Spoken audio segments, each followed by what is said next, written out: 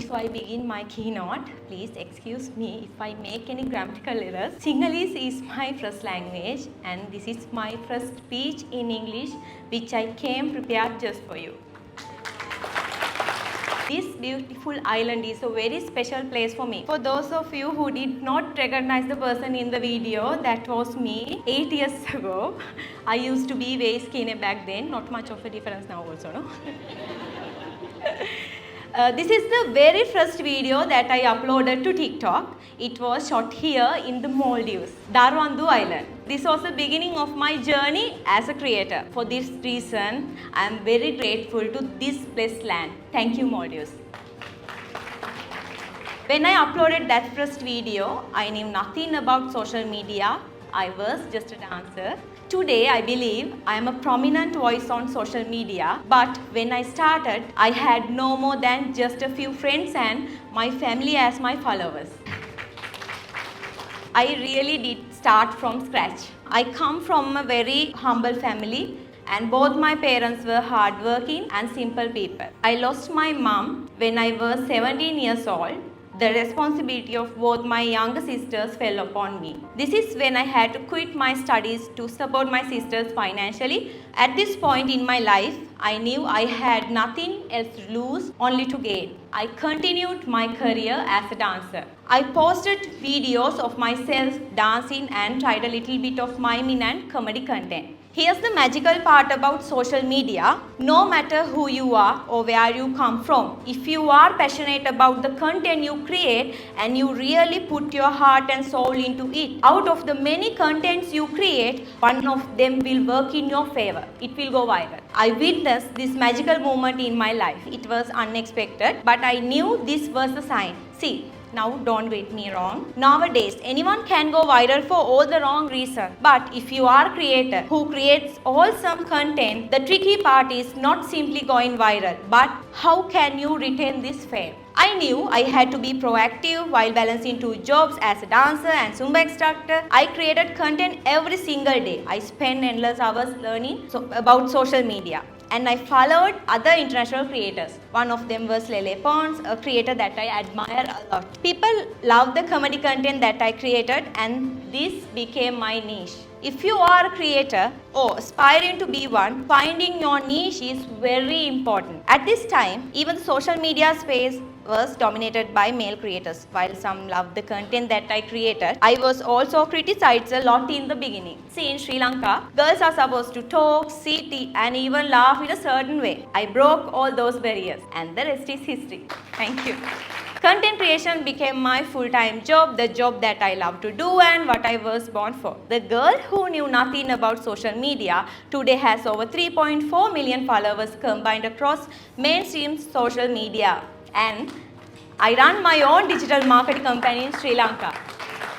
I had the opportunity of working with over 300 local and international brands. This helped me to get first-hand experience in the world of marketing and advertising. Even though my fame on TikTok was unexpected, but my move into YouTube was well strategically planned. I knew that the best commercial platform to make money from what I do is YouTube. From the beginning itself, my YouTube channel was well-groomed and all the content that I created was professionally shot high-quality content. I became the first female comedy content YouTuber in Sri Lanka. The reason why YouTube is such a powerful platform is that compared to other short-form content platforms, where you scroll through an endless number of short videos, the problem is you tend to forget the content that you see. But on YouTube, if you are a creator and your content is good enough, you can hold the attention span of your audience for a very long time. Getting a person to sit in front of a screen and pay attention to you continuously is a big deal. The message you are trying to pass will be remembered and you create a strong relationship with your audience. This is why long-form content is one of the most effective marketing spaces on social media. So now I will share with you some insight that I gained through my experience as a YouTuber. The first thing is quality is essential. Back then when I started, The content you shoot using your mobile phone was enough to get started. But now, all these social media platforms, especially YouTube, focus more on quality content, visually and content-wise. I have experienced this practically. Tip number 2 is how to manipulate the algorithm. Content distribution on social media works according to specific algorithms of each respective social media channel. It's a complex subject that's a bit hard to understand, but with time you learn how to use it in your favor. Once you upload the content, this content is only visible to a very small percentage of your followers. And if that small percentage of your audience decide to watch, like, comment and share your content, then your content will be distributed to the rest of your followers and non-followers. If so, how can we make our content more engaging? No matter the social media platform you create content on, the first few seconds of your content is the most important part. If it's short form content, it's the first 3 seconds. Long form content, it's the first 3 minutes. The way you begin your video should never be boring. This is where you hook your audience. If you pass this time limit, the algorithm will do the job for you. It's during these first 3 seconds your audience decides to either watch or skip your content. This same principle applies to YouTube. The way you begin your content should spark curiosity in your audience and give them a good enough reason to keep watching. People usually read a thumbnail similar to how you read a book, from left to right. So the most interesting element in your thumbnail should be placed on the left side of your thumbnail. Never make a thumbnail text heavy and never add misleading information on your thumbnail which is not relevant to your content. This is called clickbait. This will hurt the performance of your channel in the long run. Here's a tip specifically for the marketers here at the summit. This is something that I share with the experience I gain as an influencer by working with many local and international brands. You should never forget the reason why social media was initially created. It was created to connect with people, to share experience and to keep the users engaged. So when you are using this platform for advertising, do not forget this. Your advertisement must always look less like an advertisement. Remember, social media is in no way similar to television advertising. Here, people have the ultimate power of deciding what and what not to watch. On television, you cannot skip advertisement, but on social media, you can.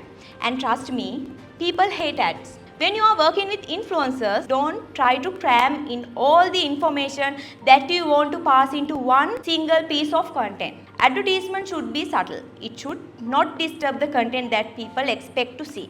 This way, your content will organically perform better. Finally, the world of content creation is changing at lightning speed due to the revolution in AI technologies. OpenAI, the company that introduced ChatGPT, which was a game changer, introduced Sora, their latest text-to-video module. The video you see on your left is what AI generated just a year ago, and the video on your right is what AI can generate now.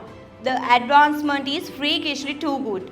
These are not real people, these are not real location, and this was never shot using a camera. Shots or scenes that required expensive production gear, millions in budget and hours in time can now be generated just by using a text prompt. Imagine where this technology will be in another year or two. So as marketers, as content creators, we must definitely equip ourselves with these latest AI tools. Learn about them, research them and utilize them.